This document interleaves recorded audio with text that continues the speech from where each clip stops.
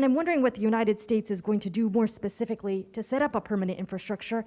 And relatedly, is the United States willing to make a specific allocation for Ukrainian refugees? And for President Duda, I wanted to know if you think, and if you asked the United States to specifically accept more refugees. Okay.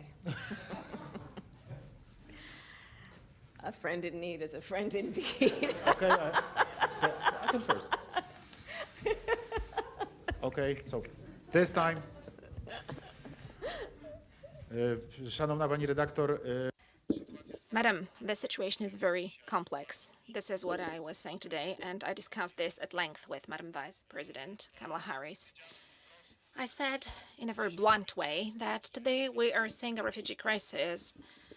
It is unfolding because Poland is still able to receive, it is all the time able to find the accommodation for those people who are coming to us all the time. But we have got almost 1,500,000 people who have come to us over the last couple of days.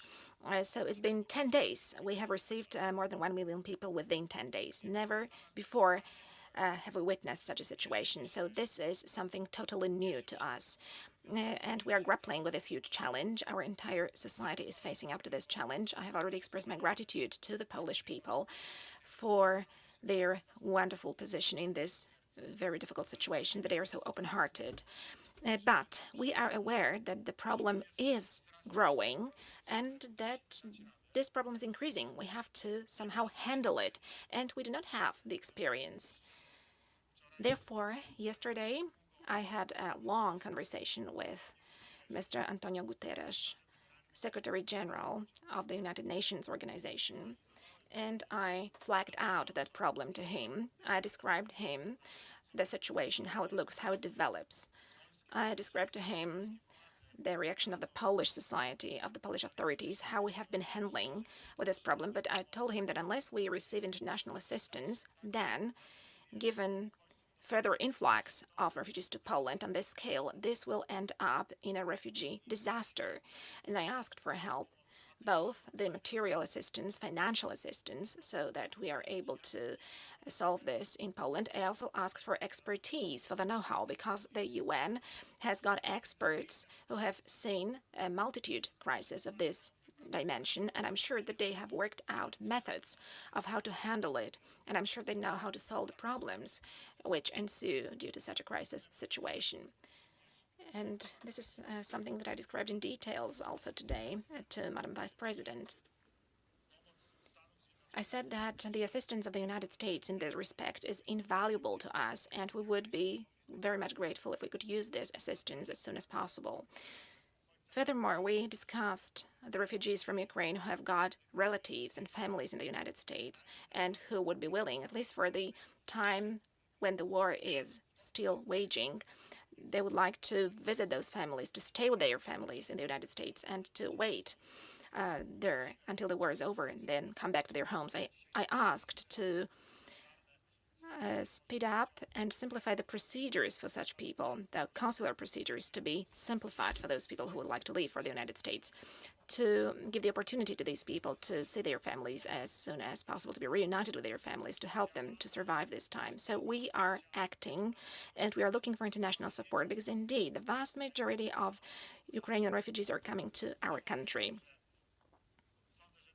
Frankly speaking, that is because, first of all, we are a big country, and also the material status of an ordinary citizen of Poland is for sure much better than the material status of the living conditions of an ordinary Ukrainian citizen, although we are not among those wealthy countries of Western Europe, but our living standards have increased over the last couple of years in Poland.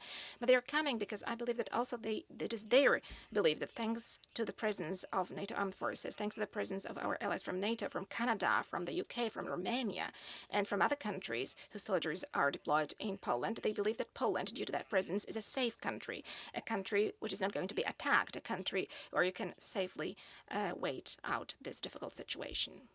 As the President said, we did discuss this issue, and I started by thanking the President and Poland and the people of Poland for what they have done. and I will restate what I said earlier this afternoon. They've shown extraordinary generosity and kindness and courage. And there have been some here who have relatives who have arrived from Ukraine, but I think there are many more who are taking in perfect strangers with barely a lot to give, but giving a lot nonetheless. So we recognize that, and we recognize the burden that it places on the government of Poland, on the president, and the infrastructure of this country. When you look at, as the president said, over 1.5 million people coming within 2 weeks virtually. Unprecedented if you track and look at refugee flows over the history of time from regions of conflict.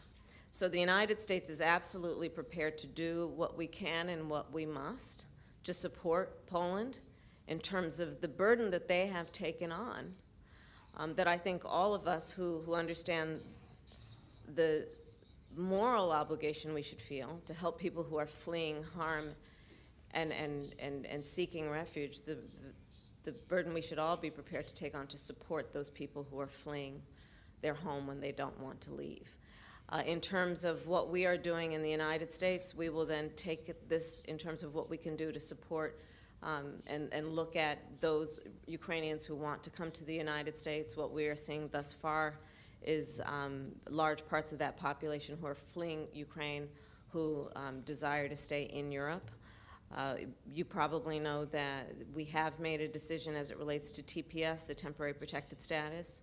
So for Ukrainians that are in the United States whose visa may expire or has expired, if they were in the United States before, I believe it's March, I don't have the exact date, they will be able to stay. They won't be required to leave even though their visa has expired, because of course we would not send them back to what is a war zone.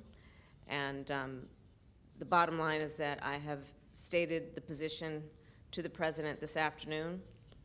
As we have said many times through our work collectively in the UN, through NATO, we will support Poland in terms of the burden it is facing and our collective responsibility to ensure the safety and well-being of these refugees. Na tym kończymy konferencję.